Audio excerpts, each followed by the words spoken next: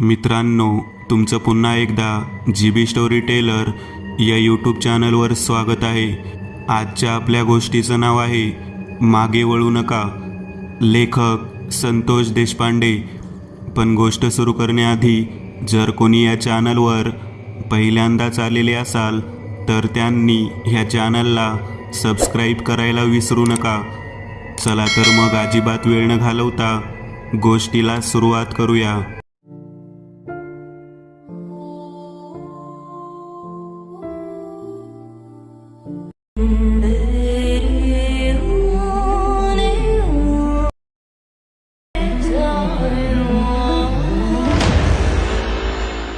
मी रोज पहाटे जॉगिंगसाठी जात होतो. माझ्यासोबत चंदन, शशी, देवा आणि पिंटू एवढे जण असायचे. आम्ही आमच्या घराच्या बाजूला असलेल्या तळ्याच्या कडेने नवीन झालेल्या एका रस्त्यावरून पहिल्यांदाच फिरायला गेलो. तो रस्ता पहिल्यांदाच बनवण्यात आला होता. तो तळ्याच्या कडेने असलेल्या जंगलातून अतिशय सुंदर आणि निसर्गरम्य ठिकाणातून जात होता. त्या वाटेने आम्ही जॉगिंगसाठी जाण्यासाठी पहाटे 5 वाजता उठलो आणि तिथून हळूहळू चालत चालत निघालो. थोडा बहुत प्रकाश होता, परंतु गर्द झाडांमुळे जास्त करून स्पष्ट दिसत नव्हतं. उजव्या बाजूने जाणारी वाट, त्यात एका वळणावरती जंगलामध्ये असलेला मोठा ओढा होता, जो त्या तळ्याला येऊन भेटत होता. त्या ठिकाणी पोहोचल्यावरती एक जुन्या काळातला बांधलेला ओटा दिसला.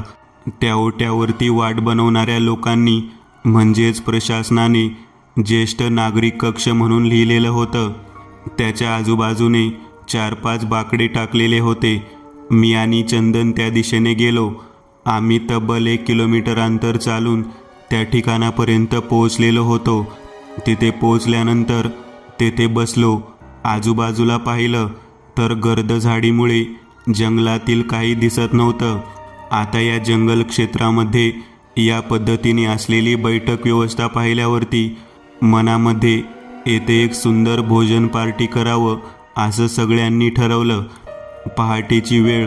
तिथून पुढे अजून जवळजवळ 2 किलोमीटर चालत गेल्यानंतर तळ्याचा टर्न पूर्ण होऊन आम्ही दुसऱ्या बाजूला निघणार होतो. आम्हाला आता डाव्या बाजूने वळायचं होतं. बरंच अंतर पार करून गेल्यानंतर डाव्या बाजूने वळालो. तेथे जंगलामध्ये बंदिस्त अवस्थेत असलेला लोखंडी गेटचा जुना गंजलेला भाग दिसला. तो भाग पाहिल्यानंतर मनात विचार आला की हे गेट किती जुना असेल. देवा त्याच्याकडे पाहत म्हणाला, मला वाटतं हे इंग्रजांच्या काळामध्ये तयार केलेलं गेट असावं. चंदनसुद्धा मला त्याच पद्धतीने म्हणत होता. मी म्हणालो, मला वाटतं की आपण या ठिकाणी कधीच आलेलो नाही, त्यामुळे आपल्याला माहीत नाही की ही वाट कशी आहे आणि कोणत्या स्वरूपाची आहे. परंतु प्रशासनाने जे काही नवीन तयार केलेले आहे ते खूपच सुंदर आणि निसर्गरम्य वातावरणातलं आहे. त्या लोखंडी गेटचा काहीच भाग आम्हाला दिसत होता. त्याला मोठ्या जाड साखळीने बंद करून त्याला कुलूप लावण्यात आलं होतं. आता आम्हाला त्या गेटवरून पलीकडे जायचं होतं. त्या गेटच्या संपूर्ण साखळ्यांवरती, गजावरती जुन्या काळातल्या मोठ्या अजस्त्र वेलींनी जणू काही विळखाच घातलेला होता. पलीकडे जाण्यासाठी आम्ही त्या वेलींचा आधार घेऊन एक जण उडी मारत पलीकडे गेलो. पलीकडच्या बाजूला उडी मारून पोहोचल्यावरती शशी माझ्याकडे पाहत म्हणाला, अरे ते बघ ना, मागच्या बाजूला किती सुंदर झाडी दिसत आहे आणि किती सुंदर फुलं आहेत. मी माझ्या मित्रांसह मागे वळालो. पिंट्या माझ्याकडे पाहत म्हणाला, संतोष, आपण ज्या वाटेने आलो आहोत त्या वाटेने येताना आपल्याला अशा पद्धतीच्या वेली आणि अशा पद्धतीची फुलं दिसली नाहीत. बरोबर या गेटच्या बाजूला आल्यानंतर एवढे सुंदर दृश्य कसं काय दिसत असेल. तेव्हा मी म्हणालो, अरे या गेटच्या बाजूला आल्यानंतर गर्द झाडीची संख्या कमी आहे. कदाचित त्यामुळे प्रकाश असल्याने ते स्पष्ट दिसत असावं. मी त्या दिशेने पाहत असताना देवा माझ्याकडे पाहत म्हणाला, आपण आजच संध्याकाळी त्या विश्रांती कट्ट्यावरती भोजनाची पार्टी करूयात. सगळ्यांचा बेत ठरलेला होता. तेथून आम्ही पुढे निघालो. बरंच अंतर पार करून गेल्यानंतर पुन्हा एक चेकपोस्ट यावं अशा पद्धतीचं चेकपोस्ट आलं. जिथे चौकोनी जुन्या काळातील चेकपोस्टचा भाग होता आणि एक आडवी लोखंडी आढळणारी सळई होती. आम्ही तिथे पोहोचलो. तिथे कोणीच नव्हतं. पिंट्या तेथे जाऊन मोठ्याने ओरडू लागला, कोण आहे का? त्या गर्द झाडीच्या अंधारमय वातावरणातून सूर्याची अस्पष्ट असणारी किरणं कशीबशी येऊ लागलेली होती. तेथे एक जुन्या काळातला पोलिसाचा ड्रेस जसा असावा तशा पद्धतीचा ड्रेस घातलेला वयोवृद्ध म्हातारा हातात काठी घेऊन तिथे उपस्थित झाला. मी त्याच्याकडे पाहिल्यानंतर मला एखाद्या इंग्रजी चित्रपटातील तो व्यक्ती वाटत होता. आम्ही दोघेही जण त्याच्याकडे पाहत म्हणालो, आजोबा, हे चेकपोस्ट कधी बांधलं आहे? आम्ही तळ्याच्या त्या बाजूला राहतो. इकडं सगळं जंगल असल्यामुळे आम्ही कधी आलो नाही म्हणून विचारलं. तेव्हा तो म्हातारा आमच्याकडे पाहत म्हणाला, पोरांनो, आता आला आहात तर सरळ जावा. परत माघारी येण्याच्या भानगडीत पडू नका. ही वाट मनुष्यांना येण्यासाठी नाही. त्यांचं हे उत्तर ऐकल्यानंतर आम्ही त्याच्याकडे पाहून हसू लागलो. त्याला म्हणालो, अहो आजोबा, या जंगलामध्ये जनावरं राहतात हे आम्हाला माहिती आहे. म्हणून का या ठिकाणी माणसांनी सुद्धा येऊ नये का? तेव्हा तो म्हातारा व्यक्ती आमच्याकडे पाहत म्हणाला, लेकरांनो, जे सांगतोय तेवढे ऐका. या वाटेने सरळ जावा. पुन्हा डाव्या बाजूने वळा. तळ्याच्या पलीकडच्या बाजूला जाण्याचा रस्ता दिसेल. परत या तळ्याला कधी गोल फेरी मारण्याचा प्रयत्न करू नका. या भागात कोणालाही येण्यासाठी परवानगी नाही. आणि जर चुकून कोणी आलं तर तो व्यक्ती सहजासहजी परत जात नाही. तुम्ही माझ्या लहान नातवंडासारखा आहात म्हणून मी तुम्हाला सांगितलं. त्या व्यक्तीचं बोलणं ऐकल्यानंतर आम्हाला वाटलं की खरंच या ठिकाणी काहीतरी चित्रविचित्र प्राणी येत असावेत म्हणून तो सांगत असावा. पिंट्या, चंदन, शशी सगळ्यांच्या सगळेजण त्याच्याकडे पाहत म्हणाले, अहो आजोबा, आता चाललो. आम्ही आता येणार नाही. या वाटेने तर अजिबात येणार नाही. परंतु ज्येष्ठ नागरिकांचा जिथे कट्टा आहे तिथे मात्र आम्ही रात्री पार्टी करणार आहोत. तुम्हाला जर इच्छा असेल जेवायची तर या तिकडे. त्यावेळेला तो आजोबा आमच्याकडे पाहत म्हणाला, तुम्हाला सांगितलेलं कळालंच नाही दिसते.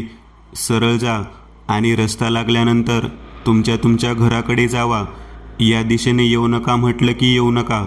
आणि इथून पुढे या दिशेने मागे वळू नका. जर मागे वळाला तर आयुष्यभर मागेच राहताल. पुढे वाट भेटणारच नाही. त्याच्या या बोलण्यावरती आम्ही आश्चर्यचकित होऊन पाहू लागलो. त्या व्यक्तीला म्हणालो, असं का बोलत आहात आजोबा? तेव्हा तो म्हणाला, मी इथे दिसत आहे ना, मी अजून या ठिकाणाहून कधीच या गेटला सोडून पलीकडे गेलेलो नाही. मी असंच तुमच्यासारखं हट्ट धरून या ठिकाणी आलो होतो. हे गेट, त्याच्या अगोदरचं गेट तुम्ही पाहिलं ना, ते कोणालाही बाहेर जाऊ देत नाही. आम्ही म्हणालो, मग तुम्ही तर बाहेर दिसत आहात की या गेटच्या जवळ? तेव्हा तो म्हातारा आमच्याकडे पाहत म्हणाला, होय, मी या गेटच्या बाहेर आहे. या चौकोनी चौकीदाराच्या खोलीमध्ये मी आहे. परंतु येथून पुढे मी जाऊ शकत नाही. पोरांनो, माझं संपूर्ण आयुष्य इथेच घालवलेलं आहे. कदाचित पुढचं आयुष्यसुद्धा इथेच जाईल. मी सुटणार नाही या फेऱ्यातून. तुम्हीसुद्धा इथे अडकू नये म्हणून सांगत आहे. तेव्हा मी त्याच्याकडे पाहत म्हणालो, कशाबद्दल बोलत आहात आजोबा? तेव्हा तो वृद्ध व्यक्ती माझ्याकडे पाहत म्हणाला, आजोबा हा शब्द वापरल्यामुळेच मी सांगत आहे की तुम्ही इथून निघून जावा. परत मागे वळू नका. जर मागे वळालात तर आयुष्यभर इथेच अडकून बसताल. पिंट्या त्याच्याकडे पाहत म्हणाला, अरे हा काय बोलतो म्हातारा? उगाचच दिवस उजळत असताना भीती घालत आहे आपल्याला. आजोबा, तुम्हाला इथं राहायचंय तर राहा, परंतु नको त्या गोष्टी सकाळी सकाळी दिवस उजळत असताना सांगू नका. तेव्हा तो म्हातारा मागे असलेल्या चौकीदाराच्या खोलीकडे बोट दाखवत म्हणाला, खोटं वाटत असेल तर त्या खोलीत जाऊन पहा. आम्ही एका पाठोपाठ एक त्या चौकीदाराच्या खोलीकडे जाऊ लागलो आणि डोकावून पाहू लागलो तर आतमध्ये अतिशय जीर्ण आणि जख्खा अवस्थेत असलेले 2 म्हातारे दिसले. आम्ही घाबरलो आणि परत आलो. त्या आजोबाकडे पाहत म्हणालो, तुमचं नाव काय आजोबा? आणि हे 2 कोण आहेत? तेव्हा तो म्हणाला, आम्ही तिघेही जण तुमच्यासारखेच, तुम्ही ज्या वाटेने आलात त्याच वाटेने आलो होतो.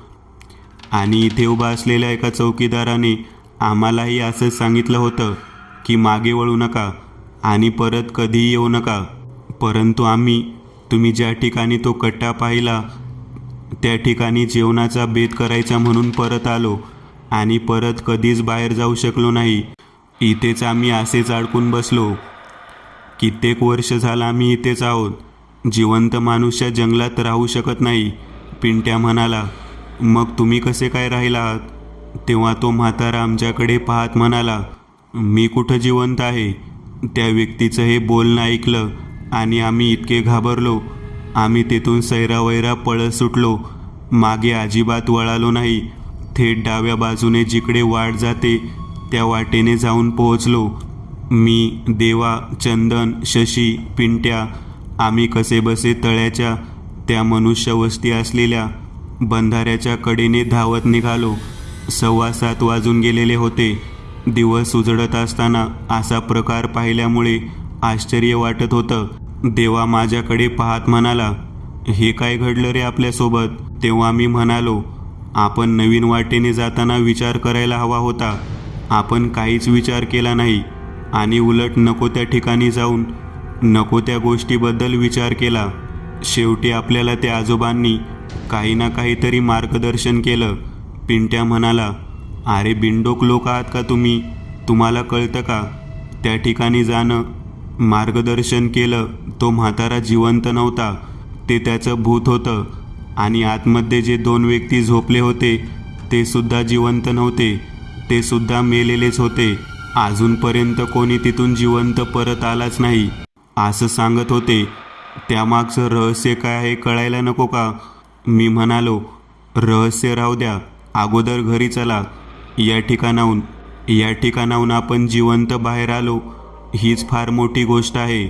माझं बोलणं ऐकल्यानंतर चंदन माझ्याकडे पाहत म्हणाला, संतोष, तू म्हणतोस त्या पद्धतीने आपण त्या गोष्टीवरती विश्वास ठेवायला हवा. उगाचच नको त्या फंद्यामध्ये अडकायला नको. मी त्यावरती म्हणालो, या बाबतीत जे काही चर्चा असेल ती चर्चा आपण आंघोळ करून कॉलेजला जाण्यासाठी जेव्हा भेटू त्यावेळेला करूया. आम्ही परत आमच्या घरी गेलो. आंघोळ वगैरे आटपून झाल्यानंतर पुन्हा आमच्या चौकामध्ये एकत्रित झालो. आमच्याच मित्रांकडे त्या बाबतीत चौकशी करायचं म्हणून विचार करत होतो. तेवढ्यात आमच्या कॉलेजचा शिपाई गवळी आम्हाला भेटला. त्याच्याकडे पाहत म्हणालो, गवळी काका, तुम्ही कधी या तळ्याच्या बाजूने गोल चक्कर मारली आहे का? थोडा कावरा बावरा चेहरा करत. तेव्हा तो म्हणाला, का रे पोरांनो, असं का विचारत आहात? तेव्हा आम्ही त्याला घडलेला किस्सा सांगितला. तेव्हा गवळी काका आमच्याकडे पाहत धीर गंभीर नजरेने विचार करत बोलू लागला. आम्ही म्हणालो, काय झालं काका? तेव्हा तो म्हणाला, तुम्ही जाऊन आलात का रे पोरांनो? तेव्हा मी म्हणालो, होय जाऊन आलो ना. परंतु तिथे जो व्यक्ती गाठ पडला त्याने आम्हाला जे सांगितलं ते ऐकल्यानंतर त्या बाबतीतलं रहस्य जाणून घ्यायची मनापासून इच्छा झाली. तेव्हा गवळी काका आमच्याकडे पाहत म्हणाला, सांगतो तुम्हाला. कॉलेजच्या कॅन्टीनच्या बाजूला असलेल्या बागेमध्ये भेटूयात. माझी ड्युटी आज तिथेच आहे. आम्ही सगळेजण त्यांना सांगितलेल्या ठिकाणी भेटण्यासाठी गेलो. बराच वेळ झाल्यानंतर तो त्या ठिकाणी आला. हातात पाण्याची बाटली घेऊन आमच्याकडे पाहत म्हणाला, ते क्षेत्र खूप वर्षापूर्वी बाधित क्षेत्र म्हणून प्रसिद्ध होतं. एका व्यक्तीने त्या बाधित क्षेत्राचा गैरफायदा घेत त्याच्याच घरातील 3 व्यक्तींना त्या जंगलामध्ये पार्टीसाठी आमंत्रित केलं. चुलीवरती मटण शिजवण्याचा बेत आखला आणि तुम्ही ज्या ठिकाणी पाहिलं ज्येष्ठ नागरिकांचा विश्रांती कट्टा, त्या ठिकाणीच त्याने जेवण करायचं म्हणून सर्व काही तयारी करायला सुरुवात केली. ती जागा अगोदरपासूनच बाधित होती. इंग्रजांच्या काळामध्ये त्या ठिकाणी 2 काठावरती अडकवलेलं प्राण्यांचे धड भाजलं जात होतं. लोक म्हणतात की इंग्रजांनी तेथे काही स्त्रियांवर अत्याचार केल्यामुळे, त्या स्त्रिया आणि त्या ठिकाणी मारलेल्या लोकांमुळे ती जागा बाधित झाली आहे. जंगलमय क्षेत्रामध्ये अशा गोष्टी खूप पूर्वीपासून घडत आलेल्या होत्या. त्याच ठिकाणी त्या व्यक्तीने त्याच्याच घरातील 3 व्यक्तींना तेथे जेवणाच्या पार्टीला बोलावलेलं होतं.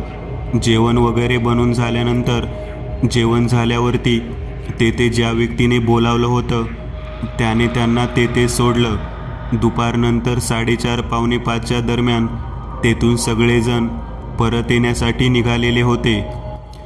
त्याच वेळेला तो मुलगा त्याच्यासोबत असलेल्या घरातील बाकीच्या त्या व्यक्तींना म्हणाला, तिकडून जाण्यात काय मजा आहे, समोरच्या मार्गाने जाऊ.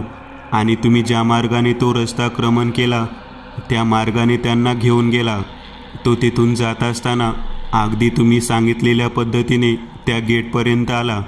त्याने कोणाला काहीही न बोलता तेथून उडी मारली आणि तिथे पलीकडे गेल्यावरती जोरात ओरडला, मागे कोण आहे ते पहा, म्हणजे कळेल.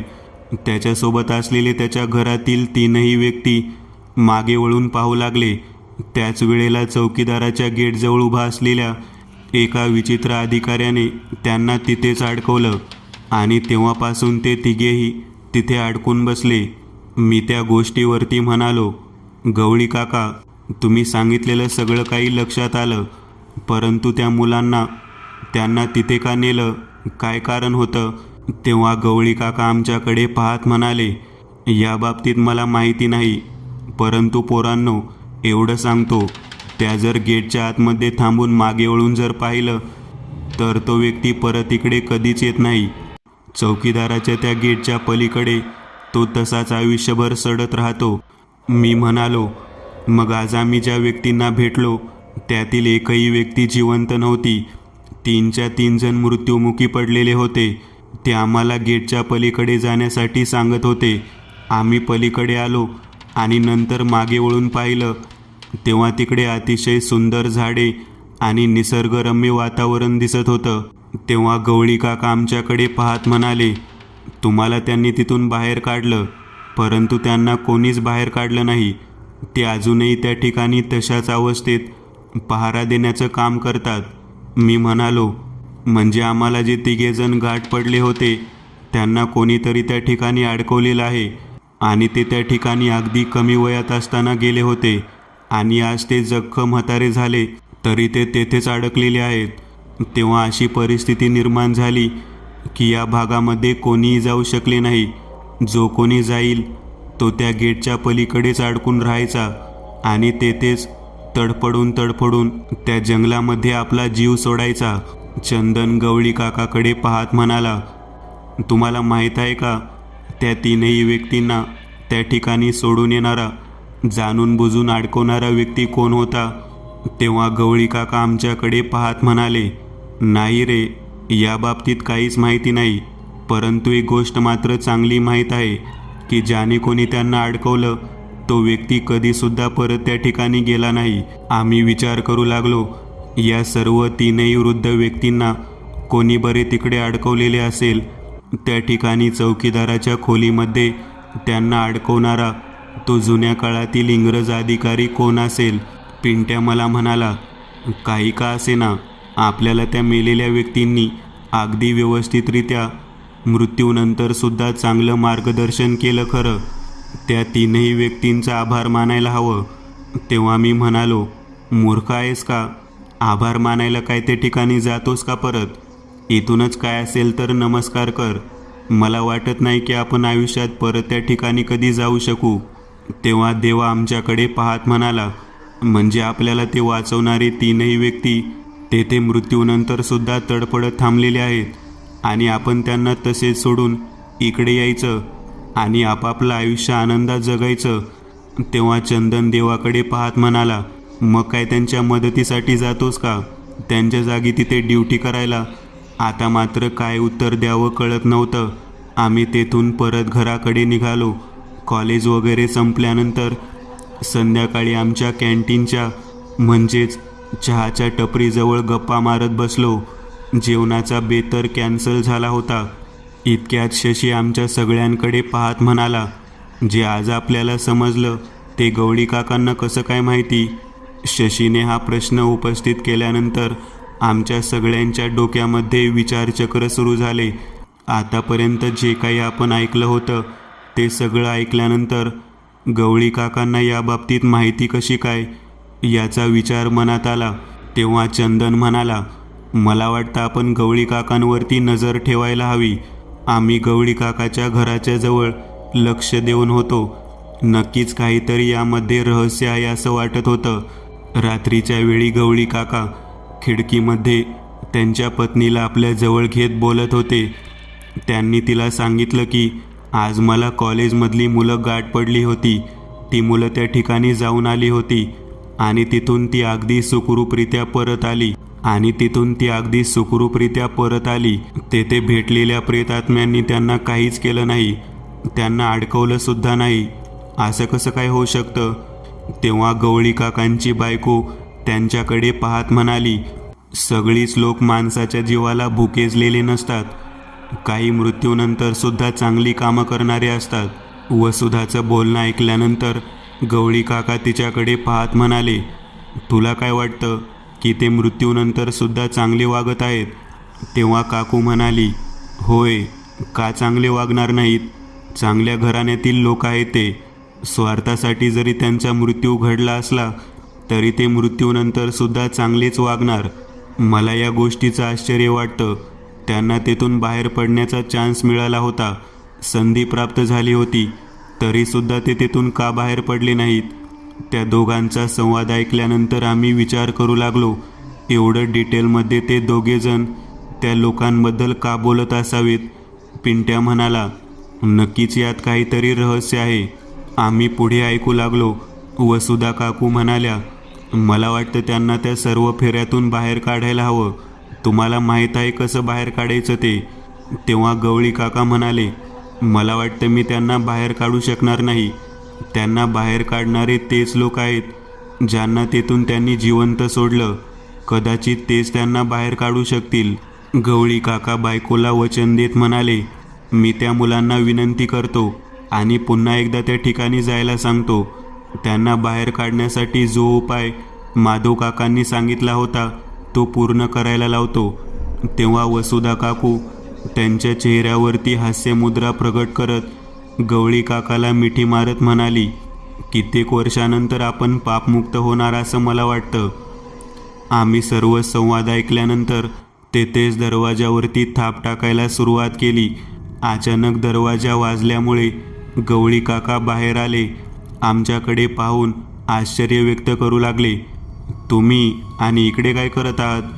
तेव्हा आम्ही म्हणालो, आता जो काही संवाद तुमचा आणि तुमच्या बायकोचा झाला तो आम्ही ऐकला. मला एक विचारायचं आहे, त्या व्यक्तींना तेथून बाहेर काढण्याचा मार्ग तुम्हाला माहीत आहे, तरीसुद्धा तुम्ही आजपर्यंत तो का अवलंबलेला नाही? तुमचा आणि त्याचा संबंध काय? तेव्हा गवळी काका म्हणाले, लेकरांनो, त्या तीनही व्यक्तींना तेथे अडकवणारा व्यक्ती तो मुलगा मीच आहे. आता मात्र आम्ही डोक्याला हात लावला. काय बोलत आहात तुम्ही? तुम्ही त्या ठिकाणी त्या तिघांना अडकवलं? तेव्हा गवळी काका आमच्याकडे पाहत हात जोडत म्हणाले, माफ करा लेकरांनो, खूप मोठी चूक केली. त्यांना अडकवायचा माझ्या मनामध्ये विचार फक्त स्वार्थासाठी आला होता. माझ्या प्रियसी वसुधा, तिच्या घरातील ते तिघेही लोक आहेत. दोघेजण तिचे भाऊ आणि एक काका आहे. मी त्यांच्यासोबत जेवणाचा बेत केला आणि त्यांना त्या विचित्र जागेमध्ये अडकवून टाकलं. तिच्या माधव काकांना याबाबतीत सगळी माहिती होती, परंतु आम्ही दोघांनीही तिच्या वाट्याला असलेली जमीन आणि इस्टेट तिच्या काकाला देऊन टाकली आणि या संपूर्ण विचित्र फंद्यातून बाहेर पडलो. लग्न झाल्यामुळे आम्ही आनंदित होतो, परंतु त्या जागेत जे लोक अडकलेले आहेत ते परत कधी येऊ शकत नाहीत. या चिंतेमुळे सतत कुढत होतो, तडफडत होतो. चंदन त्यांच्याकडे पाहत म्हणाला, स्वतःच्या स्वार्थासाठी, स्वतःच्या विवाहासाठी घरातल्या लोकांना या पद्धतीने बाधित जागेवरती अडकवून चांगल्या पद्धतीने तुम्ही जीवन जगत आहात आणि आज जेव्हा त्यांचा मृत्यू झालेला आहे त्यांचे आत्मे त्या ठिकाणी कायमस्वरूपी अडकलेले आहेत हे माहीत झाल्यानंतर हळहळ व्यक्त करत आहात. किती स्वार्थी आहात तुम्ही दोघेजण. आता आमच्याकडून कसल्याही पद्धतीची मदतीची अपेक्षा करू नका. कोणत्याही पद्धतीची मदत आम्ही करणार नाही. तेव्हा पिंटू माझ्याकडे पाहत म्हणाला, अरे यांनी तर पाप केलं, त्या पापाचं फळ त्या गरीब बिचाऱ्या 3 लोकांना भोगावं लागत आहे. आपल्याला ते भेटले, त्यांची परिस्थिती आपण पाहिली. त्यांनी आपल्याला त्या ठिकाणी अडकवण्याच्या ऐवजी तेथून आपली सुटका केली. आपण आज त्या ठिकाणाहून बाहेर आलो आहोत, ते केवळ त्या लोकांच्या मोठ्या मनामुळे. आपण जिवंत बाहेर येण्यामागे सुद्धा काही ना काहीतरी कारण. आपण त्यांना मदत करायला हवी असे मला वाटतं. आमच्या सर्वांमध्ये चर्चा सुरू झाली. स्वतः गवळी काका आणि त्यांची पत्नी आमच्यासोबत त्या ठिकाणी येण्यासाठी तयार झाले. त्यांची पत्नी वसुधा काकू आमच्याकडे पाहत म्हणाली, आमच्या जीवाचं काही झालं तरी चालेल, आम्ही त्या ठिकाणी स्वतः अडकून राहू, परंतु त्यांना तेथून मुक्त करायला हवं. त्या दोघांच्या मनातील ते धाडस पाहून आम्ही त्याच रात्री त्या ठिकाणी जायचं म्हणून ठरवलं. आपल्याच भागातील आपल्या जवळच्या लोकांना या पद्धतीने बंदिवासामध्ये अडकलेले पाहून मृत्यूनंतरसुद्धा त्यांची सुटका होत नाही म्हटल्यानंतर आम्ही चांगलेच त्यांच्या बाबतीत विचार करू लागलो. आज रात्रीच त्या ठिकाणी जायचं, परंतु त्यांना सोडवायचे कसे हा विचार मनात येऊ लागला. तेव्हा गवळी काका म्हणाले, माधव काका जे आहेत त्यांना माहीत आहे की ते कशा रीतीने बाहेर येतील, कारण त्यांना अडकवण्याचं कामसुद्धा त्यांनी सांगितलेलं होतं. माधव काका म्हणजे वसुधा काकूंचे काका होते. मी म्हणालो, ते जिवंत आहेत? तेव्हा वसुधा काकू म्हणाली, होय, 92 वर्षे वय आहे त्यांचं. त्यांना कसं काय माहिती या बाबतीत? तेव्हा काकू म्हणाल्या, तेच सांगतील आपल्याला सगळं काही, आपण त्यांच्याकडे जायला हवं. आम्ही त्यांच्या घरी जाण्यासाठी निघालो. 10:30 वाजलेले होते. त्यांच्या घरी जाऊन पोहोचलो. त्या ठिकाणी सर्व विषयावरती चर्चा सुरू झाली. माधव काका डोळ्यातून अश्रू ढाळत आमच्याकडे पाहत म्हणाले, मला नियतीने फार मोठी शिक्षा दिली. ज्या लोकांच्या धनासाठी मी एवढा तडफडलो, ज्या लोकांच्या पैशासाठी, इस्टेटीसाठी मी एवढा तडफडलो, ते पैसे तर मिळाले, परंतु त्यांचा श्रापसुद्धा मिळाला. माझा एकही वंशज आज जिवंत राहिलेला नाही. माझ्या पोटची लेकरं मरून गेली. वाड्यामध्ये जे लोक माझ्याकडे भाड्याने राहतात त्यांच्याकडचंच खाऊन मी जगत आहे. आम्ही माधव काकांना विचारलं, ज्या लोकांना तुम्ही तिथे अडकवलं त्या लोकांना बाहेर काढण्यासाठी काय करावे लागेल? तेव्हा ते म्हणाले, तिथे अगोदर जेवण जर बनवलं गेलं, तिथे जर कोणी खाल्लं आणि तिथून पुढे जर व्यक्ती गेला तर तो व्यक्ती तिथे अडकतो. आणि जर चौकीदाराच्या खोलीमध्ये जर एखाद्या व्यक्तीला आणि तेथील दोरखंडाला स्वतःला बांधून घेतलं तर तो व्यक्तीसुद्धा अडकतो. जर जेवण बनवलं गेलं नाही आणि त्या कट्ट्यावरती बसून नुसताच व्यक्ती जर तेथून पुढे गेला तर तो व्यक्ती त्यांना बाहेर काढू शकतो. फक्त त्या ठिकाणी त्या इंग्रजाच्या असणाऱ्या भूताला एक प्राणी काठ्याला लटकवलेला बांधून भाजण्याचा बेत करावा लागतो. तो कार्यक्रम सुरू झाल्यानंतर तब्बल 3 तास तरी त्या ठिकाणी त्या इंग्रज अधिकाऱ्यांचा धुडगूस चालू होतो आणि मग त्यानंतर ते त्या प्राण्यावरती तुटून पडतात.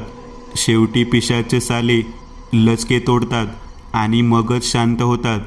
त्या व्यक्तीचं सगळं बोलणं ऐकल्यानंतर यावेळेला रात्री प्राणी आणायचा कोठून, त्यासाठी बोकड असायला हवं. तेवढ्यात देवा म्हणाला, मी सगळा इंतजाम करतो. बोकडाचं तोंड बांधून त्याला एका पोत्यात घालून आपल्या खांद्यावर आपण त्या दिशेने घेऊन जाऊ. सगळी तयारी झालेली होती. आम्ही सर्व मुलं आमच्यासोबत असलेल्या वसुधा काकू, गवळी काका यांच्यासोबत त्या तळ्याच्या कडेने उजव्या बाजूने त्या विश्रांती कट्ट्याच्या दिशेने आम्ही चालण्यासाठी निघालेलो होतो. जंगलमय वातावरणामध्ये हा सर्व काही प्रकार आम्हाला आज भयानकरित्या अनुभवायचा होता. आम्ही त्या विश्रांती कट्ट्याच्या अलीकडेच येऊन थांबलो. ज्येष्ठ नागरिकांसाठी बसण्याची जागा हा बोर्ड तिथे पाहिला. त्या ठिकाणी जे दृश्य पाहिलं ते पाहिल्यानंतर मात्र आम्ही चांगलेच हादरलो. इंग्रजाच्या पोशाखामध्ये असलेले 4 ते 5 व्यक्ती त्या ठिकाणी दारू पीत बसलेले होते. रात्रीच्या वेळी ते जे काही घडत होतं ते खूपच वेगळ्या पद्धतीचं होतं. बोकड आम्ही काठीवरती उलटं टांगलं. त्याचं तोंड बांधलेलं होतं, त्यामुळे ते काहीही ओरडू शकत नव्हतं.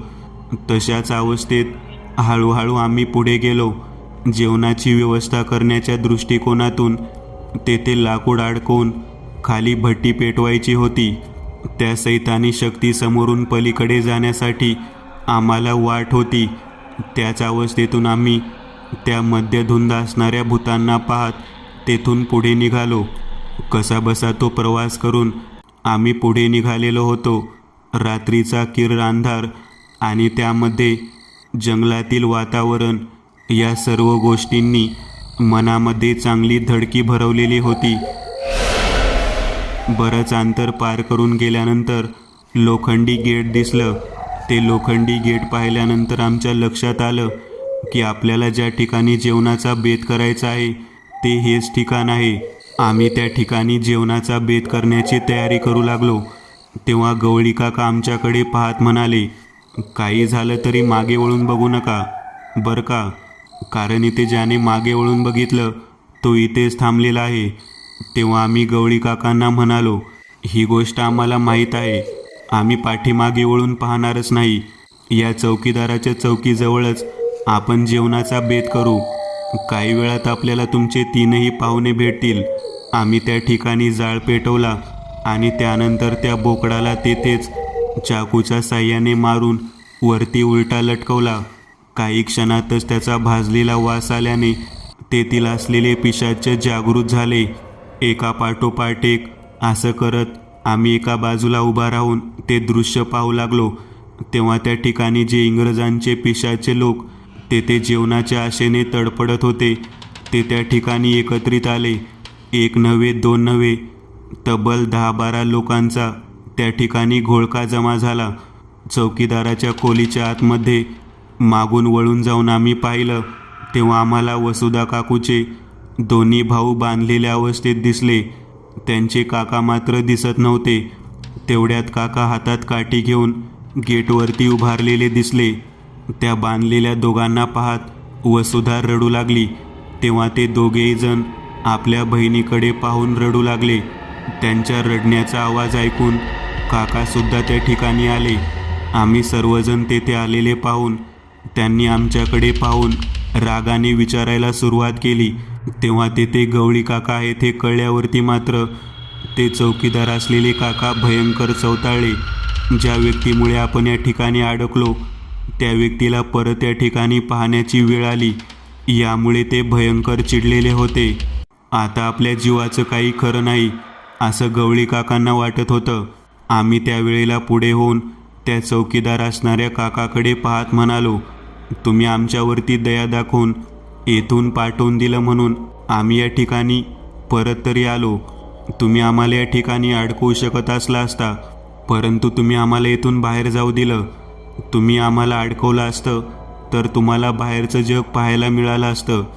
तेव्हा तो चौकीदार असणारा वसुधा काकूचा काका आमच्याकडे पाहत म्हणाला, मेलेल्या माणसाला कसली बाहेरची जिंदगी आणि आतली जिंदगी केवळ कितपत पडणं एवढंच माहीत होतं आम्हाला. विशेषतः मला या गोष्टीची जाणीव होती की तुम्ही मुलं तुमचे आयुष्य तरी व्यवस्थित जगू शकतात. केवळ एका चांगल्या मोठ्या विचारामुळे तुम्ही परत आम्हाला या ठिकाणी सोडवण्यासाठी आलेले आहात हे मला कळत आहे. परंतु ज्याने आम्हाला या ठिकाणी अडकवलं त्यांचं काय करायचं? स्वतःच्या स्वार्थासाठी त्याने हा भयानक खेळ खेळला आणि त्यामध्ये त्याला साथ देणारी आमच्याच घरातली मुलगी आज तब्बल 40 वर्षानंतर या ठिकाणी आलेली आहे. हे सगळं ऐकल्यानंतर वसुधा त्यांच्यासमोर हात जोडून उभा राहिली. गवळी काकासुद्धा हात जोडून उभा राहिले. काय करायचंय ते करा, परंतु आम्हाला पश्चाताप झाला आहे. आम्ही जे काही स्वार्थासाठी केलं ते आम्ही खूप चुकीचं केलं. तुमच्या मुक्तीच्या दिशेने आम्ही या ठिकाणी आलेलो आहोत. आम्हाला जर तुमच्या बाबतीत भीती असती तर आम्ही इथे आलोच नसतो. केवळ या मुलांमुळे आम्हाला या ठिकाणी यायला मिळालं. तेव्हा समोर उभारलेले ते काका वसुधाकडे पाहत म्हणाले, पोरी, या मुलाचे मी समजू शकतो, परंतु तू तर आमच्या रक्तातली होतीस, तुझ्याकडून ही अपेक्षा नव्हती. हे सगळं ऐकून घेतल्यानंतर त्या दोघांनी तुम्ही द्याल ती शिक्षा मान्य आहे असे म्हणून त्यांच्यासमोर आपले डोके झुकवले. आम्ही त्या काकांना म्हणालो, ते टांगलेलं बोकड खाऊन होईपर्यंत ते पिशाचे त्यामध्येच मग्न असतील. ते टांगलेलं बोकड खाऊन होस तोपर्यंत ते पिशाचं त्यामध्येच मग्न असतील, तोपर्यंत तुम्हाला या ठिकाणाहून बाहेर सोडवण्याच्या दृष्टिकोनातून आम्ही प्रयत्न करू शकतो. चला इथून जाऊयात. तेव्हा तो व्यक्ती म्हणाला, त्या आतमध्ये असलेल्या 2 मुलांनासुद्धा सोडवावं लागेल. त्यांच्याशिवाय मी बाहेर कसा पडू? इतकी वर्षे या ठिकाणी ते माझ्यासोबत थांबलेले आहेत. आता मुक्तीच्या दिशेने जात असताना त्यांना सोडून कसा जाऊ? मग चंदन म्हणाला, काय करावे लागेल त्यांना बाहेर काढण्यासाठी? काही करू नकोस लेकरा. मी गेटवरून त्या ठिकाणी गेल्यानंतर ते दोघेही जण बाहेर येतील. मग ते त्या ठिकाणी गेले. ती दोन्ही मुलं त्या ठिकाणाहून बाहेर आली. पिंट्या म्हणाला, अरे ते काका कुठे आहेत? तुम्ही 2 जणच आला, त्यांना इथून घेऊन जायचं आहे ना? तेव्हा ते 2 जण म्हणाले, त्या ठिकाणी त्या दोरीला जोपर्यंत कोणी बांधला जात नाही, तोपर्यंत ज्याच्या हातात बांधलेली दोरी आहे तो व्यक्ती बाहेर निघत नाही. आता आम्ही डोक्याला हात लावला. आता त्या ठिकाणी त्या काकाला बाहेर सोडवण्यासाठी कोणाला म्हणून तिथे बसवायचं? तेवढ्यात काका त्या ठिकाणाहून परत आलेला दिसला. आम्ही त्या काकाला विचारू लागलो. तेव्हा काका म्हणाला, वेळ खूप थोडा राहिलेला आहे, आपल्याला जायला हवं. तोपर्यंत त्या पिशाच्या असलेल्या लोकांनी त्या बोकडाचा फडशा पाडलेला होता. आता तेथून बाहेर पडल्याशिवाय पर्याय नव्हता. आम्ही तेथून बाहेर पडलो. वसुधा काकूचे 2 भाऊ आणि ते काका कोणत्याही पद्धतीने मागे वळून न पाहता आमच्यासोबत तळ्याच्या पलीकडच्या भागांमध्ये आले. आम्ही सर्व मित्रमंडळी एकमेकांकडे पाहून आनंदित झालेलो होतो. ते त्या ठिकाणी बाहेर आले आणि तेथून मुक्तीच्या दिशेने जात आहोत म्हणून आम्हाला हात जोडून सांगू लागले. पिंट्या म्हणाला, काका तुम्ही कसं काय सुटलात? या दोघांनी सांगितलं होतं की कोणीतरी त्या दोराला बांधल्याशिवाय ज्याच्या हातात दोर आहे तो बाहेर निघत नाही. तेव्हा काका म्हणाले, वसुधा आणि तिचा नवरा 2 जण माझ्या जागी त्या ठिकाणी थांबले. आम्ही डोक्याला हात लावला. आपल्या हातून चूक घडल्यामुळे ज्या लोकांचा पिशाच्या योनीमध्ये प्रवेश झाला होता त्यांना बाहेर काढण्यासाठी वसुधा काकू आणि गवळी काका यांनी स्वतःचे उरलेले आयुष्य त्या भयानक ठिकाणी घालवलं. तेव्हा ते काका आमच्याकडे पाहत म्हणाले, मागे वळू नका बरं लेकरांनो, तुम्ही खूप मोठं काम केलं. तुम्हाला या ठिकाणी आम्ही अगोदर जीवनदान दिलं आणि तुम्ही आम्हाला कायमस्वरूपी मोक्ष दिलात. आणि ज्यांनी आम्हाला अडकवलं होतं त्यांना त्यांच्या कर्माची फळं भोगावी लागली. मित्रांनो, आज पुरतं एवढंच. तुम्हाला जर काही गोष्ट आवडली असेल तर नक्की लाईक करा. तुमच्यापैकी बरेचसे जण व्हिडिओ लाईक न करताच पळून जातात, पण हा जर व्हिडिओ तुम्ही लाईक केला तर मला जरा बरं वाटेल आणि असेच भारी भारी व्हिडिओ बनवायची माझ्यात एनर्जी येईल. त्यामुळे नक्की लाईक करा. आणि अजूनही कोणी या चॅनलला सबस्क्राईब केलेलं नसाल तर लगेच सबस्क्राईब करून टाका. आणि बाजूची घंटी ती मात्र दाबायला विसरू नका.